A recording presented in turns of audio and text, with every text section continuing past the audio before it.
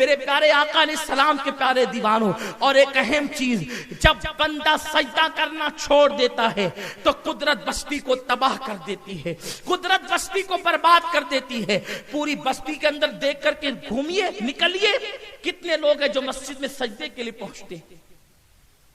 बस्तियां जब अज़ाब के इलाही का शिकार होती है तो सजदा न करने की बुनियाद। एक वजह हदीस पाक में यह भी आई है, हम देखें, हमने बड़ी बड़ी मस्जिदें बनाई, खूबसूरत मस्जिदें बनाई अपने शहर में। हर मोहल्ला इस बात की कोशिश कर रहा है कि हमारे मोहल्ले की मस्जिद अच्छी हो, खूबसूरत हो, और यह फिक्र बिल्कुल अच्छी है, ऐसा होना चाहिए।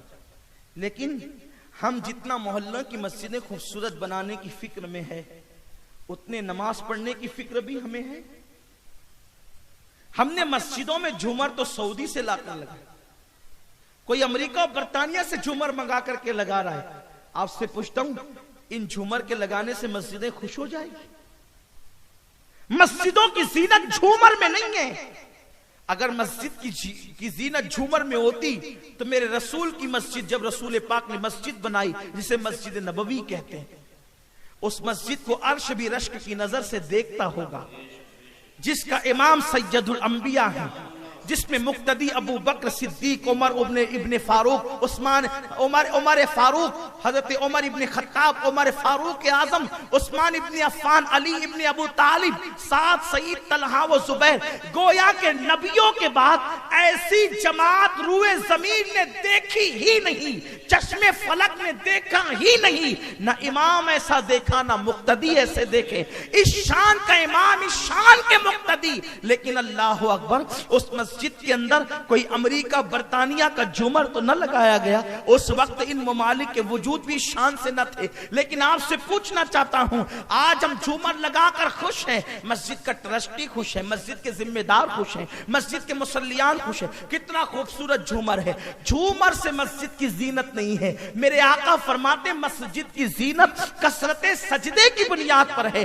अगर मस्जिद छप्पर की है, टाट की है, घास फूस की है, और उसमें नमाजियों की तादाद ज्यादा है, तो ताजमहल की मस्जिद से बेहतर मस्जिद वो है जिस मस्जिद के अंदर नमाजियों की तादाद ज्यादा। मरमर का पत्थर लगा करके कोई मस्जिद का मर्तबा नहीं बढ़ता, बल्कि मस्जिद की शान नमाजियों से बढ़ती। मस्जिद की जीनत नमाजी है, और जिस बस्ती के अंदर सुजूद की कसरत है। आज ये भी बात है, चलो 4 वक्त की तो गिरते पड़ते हम पढ़ ही लेते हैं, लेकिन फज्र में जो हाल मस्जिदों का है, बल्कि बड़ी माजरत के साथ पिछले सालों में मैंने सुना था, अब क्या कैफियत है नहीं मालूम, कि रमजान पूरे की बहुत सारी मस्जिदें, अगर इमाम किसी बीमारी के सबब ना आ सके मस्जिद में, तो मस्जिद में उस दिन ताला ही पड़ा रहता। ये सूरत हाल कहां पर?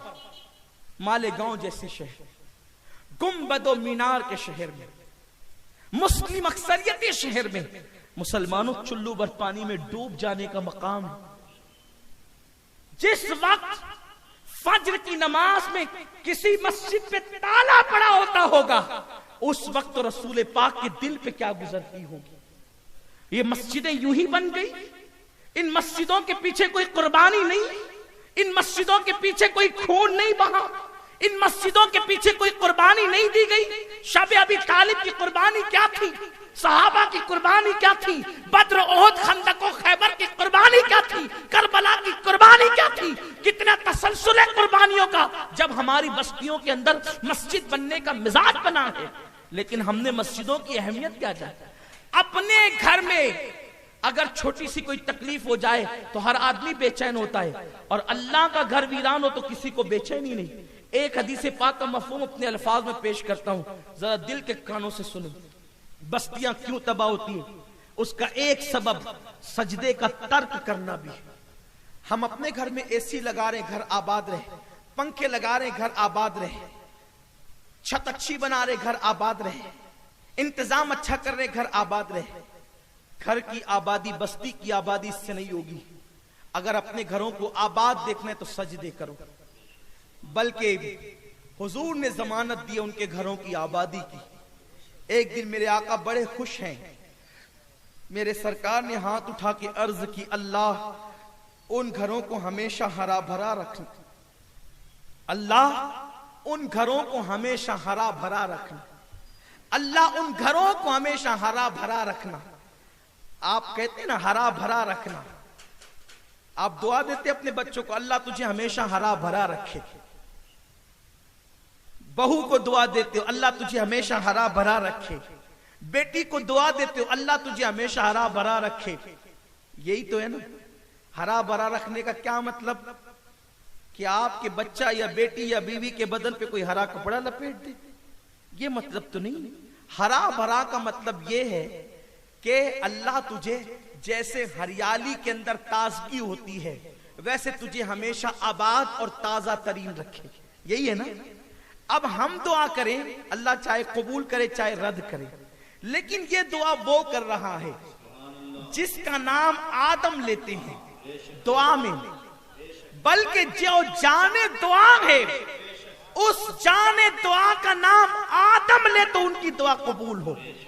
ये वो रसूल दुआ कर रहे हैं जिनकी दुआ कभी रद्द नहीं होती, बल्कि मेरे इमाम अहले सुन्नत कहते हैं, इनायत का जोड़ा, इजाबत का सेहरा, दुल्हन बन के निकली दुआए मोहम्मद, इजाबत ने झुककर गले से लगाया बड़ी नाज से जब दुआए मोहम्मद। क्या दुआ है मेरे रसूल की, अल्लाह अकबर, जिसके लिए इजाबत झुके, जिसके लिए इजाबत झुके, इजाबत ने झुककर जिसके लिए इजाबत झुके वो दुआए मोहम्मद है सल्लल्लाहु अलैहि वसल्लम। हुजूर दुआ कर रहे हैं, अगर इस दुआ को हासिल करना है तो हुजूर ने जिन लोगों के लिए दुआ की उनमें शामिल हो जाओ। मेरी कौम डरती है कहीं मंदी ना आ जाए, और लाख मंदी हो, हुजूर की दुआ अगर तूने ले ली तो तुझ पे मंदी का कोई असर नहीं, तबाही ना आ जाए। अगर मेरे आका की दुआ तूने ले ली, लोग तबाह होंगे, तू आराम से रहेगा। किसी का शेर है ना, उस वक्त भी तूफान में बेफिक्र था दीवाना, जब खैर मनाते थे सब अपने सफीने की। सफीने डूबते हैं, कुदरत जिनको बचाना चाहे फिर वो हवा के दोष पर भी महफूज रहता है। जिन चिरागों को कुदरत रोशन करती है हवा उसकी हिफाजत करती है फानूस बनकर। लोग कहते हैं हवाएं चिराग बुझा देती है, हवाएं चिराग बुझाना उसका काम है, लेकिन कुदरत जिस चिराग को रोशन रखना चाहती है हवाएं उसको महफूज रखती है।